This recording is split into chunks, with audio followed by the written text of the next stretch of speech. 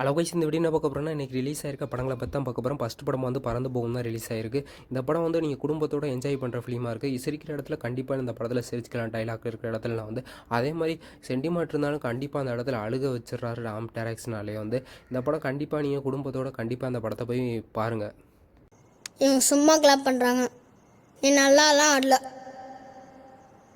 ரெண்டாவது படம் வந்து 3PKG தான் இருக்குது. இந்த படம் வந்து சித்தார்த் நடிப்பில் ரிலீஸ் ஆயிருக்கு. இந்த படம் கண்டிப்பாக நீங்கள் குடும்பத்தோடு பார்க்கலாம். ட்ரைலரில் காமிச்ச மாதிரியே தான் ஒரு வீடுலாம் கஷ்டப்பட்டு வீடு வாங்க முயற்சிக்கிற படம் கதையாக தான் இருக்குது. ஆனால் இந்த படம் ஒரு மோட்டிவேஷனான படம்னு சொல்லலாம். வந்து கண்டிப்பாக வந்து ஃபஸ்ட்லேருந்து கடைசி வருஷம் கொஞ்சம் ஸ்லோவாக தான் கதை போகுது. ஆனால் இந்த படத்தை நீங்கள் கண்டிப்பாக குடும்பத்தோடு பார்க்கலாம்.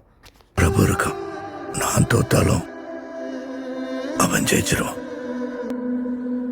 ஜெயிச்சிருவேன்ப்பா.